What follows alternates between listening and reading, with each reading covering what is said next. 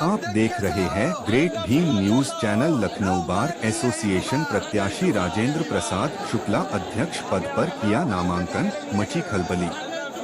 लखनऊ, आज दिनांक 22 अगस्त 2024 Lucknow bar association के अध्यक्ष पद हेतु प्रत्याशी राजेंद्र प्रसाद शुक्ला के नामांकन करने पर सैकड़ों अधिवक्ताओं ने फूल मालाओं को पहनाकर स्वागत करते हुए सम्मान में प्रत्याशी ने सभी अधिवक्ताओं का आभार प्रकट करते हुए कहा, हम अपने कलेक्टर के बरामदे में सैकड़ों अधिवक्ताओं से बस यही अपील करेंगे, मेरे और अधिवक्ता भाई बहनों, आपको 9 सितंबर के होने वाले मतदान में विजय होने का आशीर्वाद प्रदान करे, जिससे अधिवक्ता भाइयों के आजादी की लड़ाई की जीत ही मेरी जिंदगी की पूंजी है।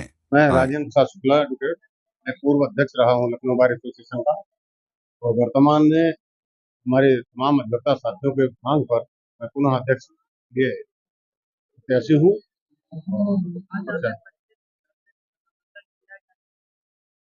आज मैंने नामांकन किया। आप जैसा कि आके देख रहे होंगे कि किस तरह से नौजवानों का हुजूम उमड़ रहा है। आने वाले समय में यह जीत में परिवर्तित होगा। तो आज जो नामांकन होगा और आगे जो कानूनों का क्या ऐसा है कि कई वर्षों से कई कानूनों में परिवर्तन हुए हैं, लेकिन स्थितियां ये है कि जब जो कानून आए हैं 1988 के बाद लगातार नए कानून थोपे जा रहे हैं और वह केवल सस्ती और सुलभ न्याय को कह करके आज स्थिति हो गई कि जब नौजवान युवा खासकर वकालत इस प्रोफेशन में आता है, जो पहले आया करता था सीआरपीसी और सीपीसी तथा रेवेन्यू लॉ के अनुसार उनके कोई न कुछ काम मिल जाया करता है।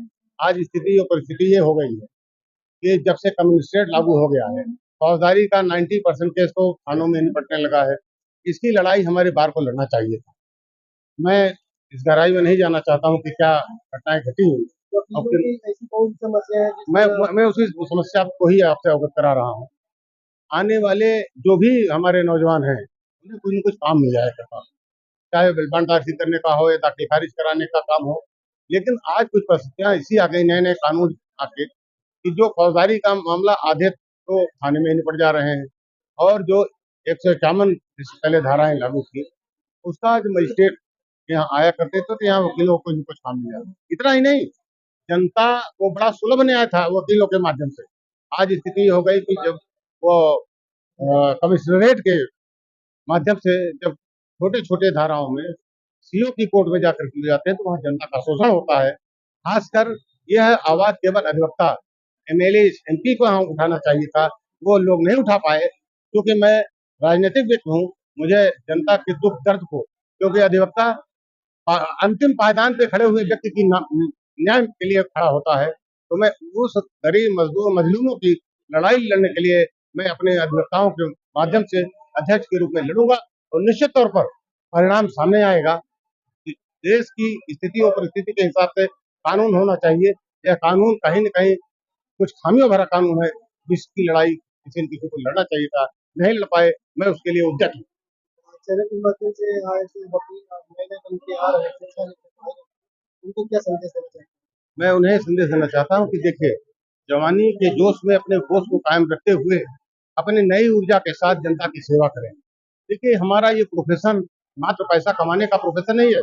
इस देश में जब अधिवक्ता अगड़ाई लेके खड़ा हुआ तब इस देश को आजादी मिली और जब कहीं कोई कुरीतियां समाज में व्याप्त हो जाती हैं, कोई आवाज उठाने वाला नहीं होता है, तो हमारे समाज का ही व्यक्ति अग्रिम पंक्ति में खड़ा होकर के उस अन्याय के प्रति संघर्ष करने के लिए तैयार होता है। आज आप ये जो देख रहे हैं समाज, ये हमारे नौजवान जिस तरह से उद्वेलित हैं, वो ही एक नया परिणाम देंगे और परिणाम के बाद एक नए काम को अंजाम देने का प्रयास करेंगे हम। अगर आ जाते हैं, चुनाव जीत जाते हैं, तब ऐसे कौन से बदलाव को आप सरकार के मैं वही भी आपसे निवेदन कर रहा था कि बहुत सारी समस्याएं हैं जिनके बारे में मैंने आपको इंगित किया। आप उसको 60 में चाहते हैं, 60 में थे। हमारे यहाँ जो सीआरपीसी आईपीसी का अमेंडमेंट कर दिया गया, नए नए कानून आ गया और उसके साथ कमिश्नरेट जो आ गया। देखिए, यहाँ का जो अधिवक्ता है फौजदारी और राजस्व दोनों से जुड़ा हुआ होता है और जब जूनियर आता है तो सीनियर के माध्यम से कुछ छोटे छोटे काम मिल जाते हैं। क्योंकि किसी भी जूनियर अधिवक्ता को 302 की बेल नहीं मिलेगी, 76 की बेल नहीं मिलेगी। जनता की लड़ाई वो लड़ना चाहता है, लेकिन छोटे छोटे मामलों को भी अगर सरकार तय करेगी, थाने तय करेंगे, तो इसमें इस देश में लोकतांत्रिक व्यवस्था में खासकर जो न्यायपालिका को एक असम माना जाता है लोकतांत्रिक मर्यादाओं का, उसका पूरा अवसर और उसका पूरा न्याय जनता को नहीं मिल पाएगा।